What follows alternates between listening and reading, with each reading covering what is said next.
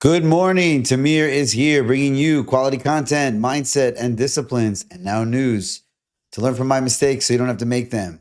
I skipping the intro of these last few videos because I want to get the information out as quickly as possible. It's about 8 a.m. Eastern Standard Time. Uh, we've all lost a lot of money recently. Anybody that's in the market, it's down, especially option buyers. Even the pros lose big. In fact, sometimes they lose bigger. Don't buy into all the hype, sometimes win after win and make yourself feel bad. Most great traders only win 7 out of 10 of the time. So, what makes them great really isn't picking just every name perfectly. It's knowing the entries and exits and having the disciplines to follow their trade plan. Sometimes they take losses. They'll accommodate and say, I'm going to take a 10% or 15% loss. It's built into the trade plan.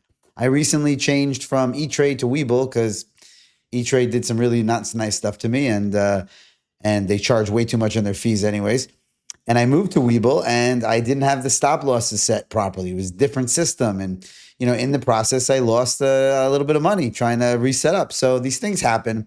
You got to move forward. You got to learn from your mistakes. Hopefully you can learn from my mistakes so you don't have to make them. That's why I share as many disciplines as possible. But sometimes you got to burn to learn. And, you have options. Stop losses expire, and then your options are exposed, and then the next day is red. You ever get into positions sometimes, you just get in, and then it starts to go the other way, and you're like, what? How come that's happening? And then you double up on it or add more to it, and then you're down even more money, and then you just can't get out. Sometimes the first cut's the cheapest, Often we need to just reevaluate what we're doing. More important than picking good names is having the discipline to carry out a trade plan, win or lose. Very important. Now, before we get into some of the news and the names that I want to get into here, actually wrote some of this. So excuse me if I'm not looking at the screen. There's too much here to cover.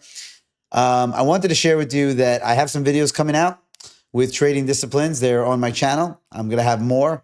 I'm also going to have a trading series for beginners. So that will help everybody that wants to start from the beginning or retrain your bad disciplines.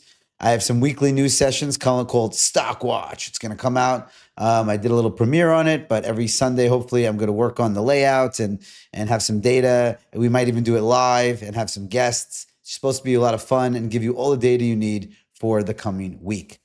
If that's not enough, I'm involved in the Stocks with Josh Discord. Sorry for the monologue. I know you guys like me to get right into the stuff, but it's very important. I'm in there. I joined before I became a teacher in the Discord.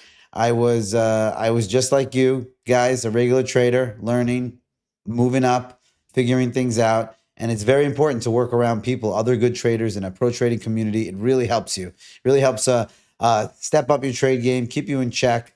As far as I'm concerned, the VIP level at the $100 a month is a small price to pay. I think it's going up in 2006. And I know, your money and your time are important, but I also know that your money and your time are important. So sometimes you got to make decisions to get involved in something. Not saying you have to jump on this. I'm going to be doing some group classes as well. So I got a lot of stuff on the horizon that I'm working on. So stay tuned. Now let's get into everything. I hate long intros. I like no fluff. NVIDIA Q3 earnings. I'm going to give you the most important stuff that's happening this week. We got the AI litmus test happening. Wednesday, November 19th after close. NVIDIA's numbers may drop, today or tomorrow. With the AI King delivers another blowout or the massive valuation bubble. Is it about to pop? We don't know. Why does this matter? Analysts are expecting the biggest quarter, about $54.9 billion in revenue, and fueled by Blackwell GPUs and AI demand data centers. So NVIDIA stock is down now to 184.18 in the pre-market just before 8 a.m. How they react is going to determine a lot about how the markets react. A lot of names partnering with NVIDIA and working with NVIDIA react off of NVIDIA, and they follow suit when the king falls. And when the king rises. So, you can look for how things are going to work in that department. NVIDIA is definitely something you want to keep on your radar. Delayed September jobs reports are coming out with the Fed's big reveal on Thursday, November 20th.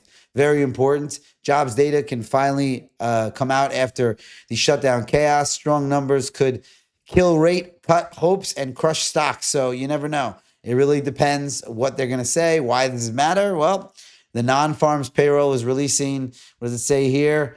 consensus of 150,000 jobs to be added.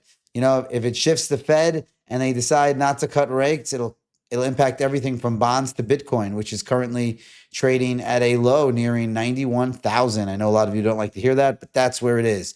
Doesn't mean it's a buying opportunity just yet. Could drop down to 86. We got to see if it holds this level. When it bounces, it'll probably bounce fast. But again, a lot of things are dependent upon data. So we also got retail earnings. We got a bonanza of Home Depot, Target, and Walmart. It's a big consumer health check Tuesday through Thursday. The hook on this is that retail giants report this week. Are shoppers still spending? What's going on? We got, Black Friday and holiday spending coming up. Could be a good dip, would be great right now if we had a catalyst to push the markets up. So, I love a good dip. I love getting in a good dip, but there's blood in the streets. Is it really time to buy yet? We don't know. They say when there's blood in the streets, it's time to buy, but maybe there'll be more blood. So you got to watch the news. We got to see what these names do. Home Depot, Target, Walmart, Nvidia, and getting to my favorite, Tesla. Tesla is currently stressla. It's very disappointing. It had a very big move down.